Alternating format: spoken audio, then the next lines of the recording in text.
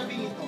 Salamat, Panginoon, dahil tinipon mo kami sa lugar na ito. Alam po namin, Panginoon, plano namin ito, pero ikaw ang nagpatupad. Yes, Lord. Alam po namin yung conception po ng pagkakabuo ng pagtitipon na ito dahil niloob mo, Panginoon. Sapagkat kami sa puso namin, nauuhaw kami na mag-awitan at magbigay papuri sa iyo. Salamat, Panginoon, dahil sa kabila ng aming mga kaabalahan, patuloy mo kaming tinipon sa lugar na ito at hindi aksidente kung bakit kami narito. Alam po namin na tinitipon mo kami sapagkat nais mo kami na lumakas at lumalim sa pagkilala at pananampalataya.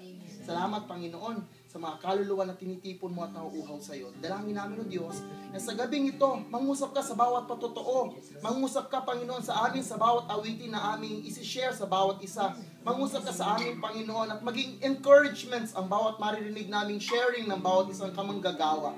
Sapagkat nais mo kami ng mga manggagawa mo ay magpapalakasan ng kalooban upang kami ay hindi magkawatak-watak at mawasak ng kaaway.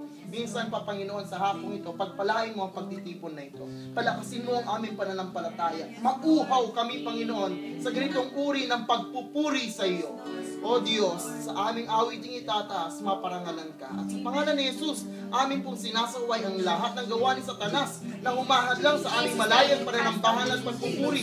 Amin sinasaway ang gawa ni Satanas sa mga manggagawa mo at sa gawain mo, lalo higit sa iyong core group, Panginoon, sa Manhattan. Dalangin namin ang council mo sa Manhattan ay patuloy mo pagpalain, pagtibayin, at palalimin sa ugat ng pananampalataya at pagsamba. At gamitin mong instrumento ang bawat isang naririto sapagkat alam po namin kami ay tinipon mo dahil nais mong kami ay patuloy na lumakas sa pagsamba at pananampalataya.